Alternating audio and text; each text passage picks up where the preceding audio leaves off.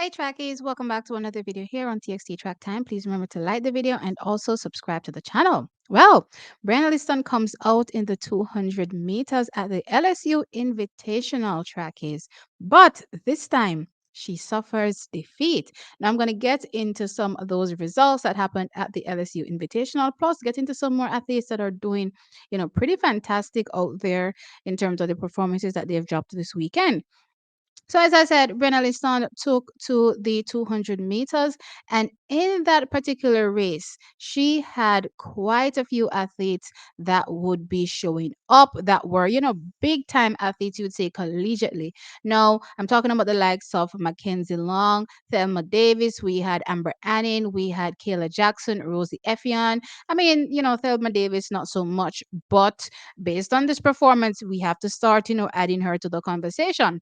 No, based on what happened here, trackies Mackenzie Long walked away with the win, running at 22.21 seconds. Selma Davis was second, running at 22.39 seconds. Amber Anning was third, running at 22.66, and Brianna Liston was fourth, running at 22.69 seconds. So very much unlike Brianna Liston. However, it seems the wind is still following behind Brianna Liston because this was still an illegal wind, still a positive 2.2 meters per second. So will still not go down as, a legal time so far this season. As I've stated, in previous videos, she has not got a legal win so far this season. And I was kind of watching the trending of the heats, and, it wasn't really looking so good because it seems the wind was swirling. And I'm going to get into a few performances that were pretty shocking and eye opening as well, right? So that is pretty much what happened with Brenna Liston. I mean, I was trying to see the race before I did the recording, didn't see it before I did the recording. So I'm not really sure if there was a hiccup or if this was just a bad race. Sometimes that happens. You won't always win every race. Sometimes you just have a bad race and it is what it is. We just brush ourselves off and get back up and keep going for the next one. So if it was just a bad race, then again, she has so much more to offer. Let's see what she does, in the other races to come. If there's something else, then I'm sure by the time I see the actual race, then I'll be able to say, right? Unfortunately, we also had Nikisha Price from a Jamaican perspective scheduled to be in this lineup, but she did not start. So I'm hoping that everything is okay with Nikisha Price. Now, interestingly, even though I'm saying that, I haven't seen that 200-meter race, I did see Brenna Liston over that 4x100 meters, and she was on the second leg, and I believe she was matching up against the likes of Aaliyah Hobbs for that professional team that trains out there at LSU. And based on my viewing of that race, so what line she made up ground on Aaliyah Hobbs. I'm gonna let y'all watch it, and you guys can tell me your thoughts based on the run. But for me, it definitely looked like Brianna was in a great shape. So I'm not really sure what happened in the 200 meters, but let's see as the race is released to see exactly what happened with her. But based on just what was happening in the eye test so far, she definitely looked like she could actually did go they go steamroll Aliyah Hobbs and and also Favour Ofili over that 100 meters if she was in the race. You know what I mean? So it's interesting to see. Georgia Tech, Ole Miss, Athletics Canada, Arkansas, LSU, Tiger Olympians, Georgia, Florida, Florida State. LSU, Tiger Olympians, Arkansas.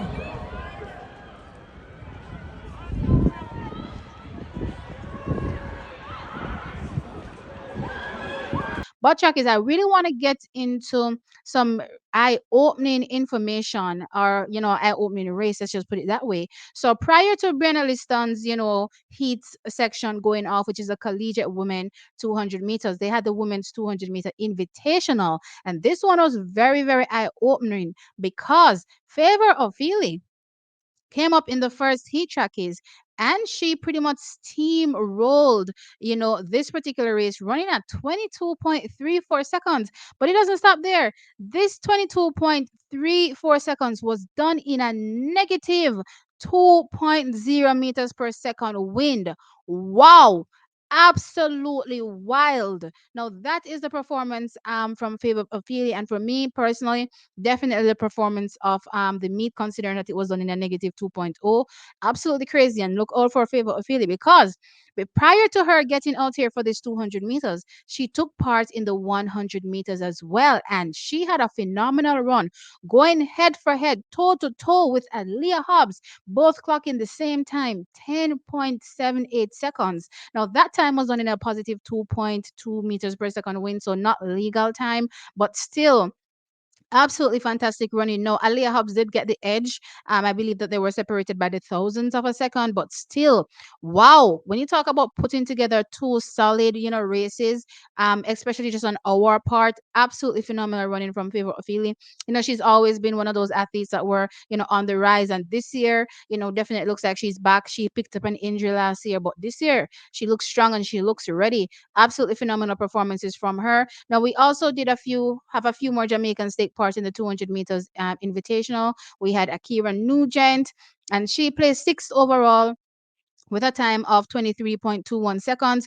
Now, this time was done in a zero point 0.6 meters per second wind. Now, prior to her, though, turning up into this 200 meters, Akira Nugent took part in the women's 100-meter hurdles. And boy, when I tell you, Akira Nugent is also on fire because she dropped a season's best 12.57 seconds. This was done in a positive 1.8 meters per second wind, and she took this event overall. So fantastic running from Akira Nugent. It's interesting. I've seen her run a few 200s, I believe.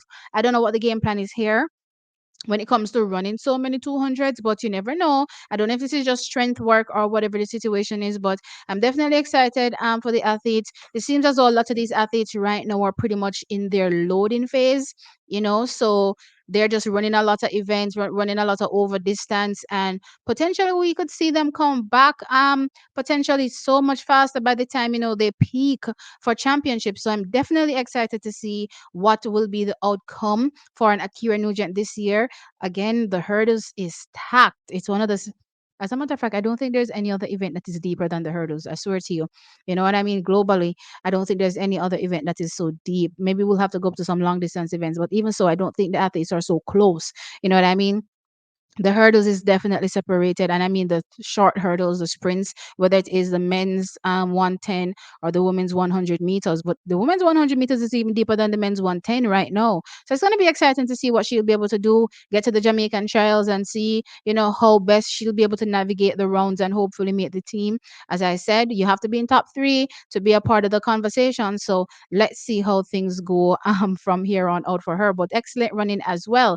I also want to point out that we also had Anjanette Knight take part in this 200 meters, and she ran a 24.02 seconds, and she finished 17th overall. She was in the same race with Akira Nugent.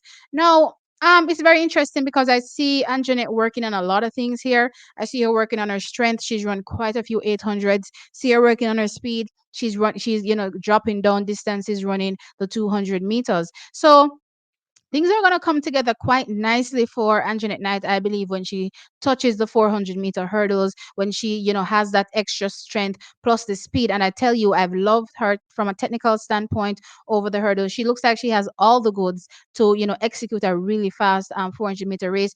Hurdles race, that is. It hasn't really come together just yet, but considering the workouts that I see her doing or the races that I see her running, let's put it that way, I'm excited for the future with all that endurance and that speed. What's going to happen when she gets over the barriers? So I'm excited overall for these Jamaican athletes that step out. So anyway, track is, let me know your thoughts now in the comment section below. So Brianna Liston unfortunately suffers her first defeat. For me, Chuckies, it's not a biggie. You're not gonna always win. If it's just one of those things where you just didn't really execute the best race, it is what it is. You never know. Maybe we're having an off day as well. Stuff like that happens as well. But for me, she's definitely hasn't changed. She's definitely still in the conversation when it comes to one, not only going to the SECs and potentially walking away with a double there, but also going to the NCAAs and challenging for 1-2 over the 100 well, not 1-2, 1-1 winning the 100 and winning the 200 meters, right? Also we saw Akira Nugent doing it big, and Anjanette Knight is out there doing things. But Favour Ofili, what do you think? she is definitely surprise package of this particular weekend. I would say she probably takes this weekend. Well, I did see another event that I really want to touch after this, but I'll get into that in another video. But anyway, sound off in the comment section below. Let me know your thoughts. Like the video, and of course, subscribe to the channel. I'll catch y'all in the next one. Bye. Ooh.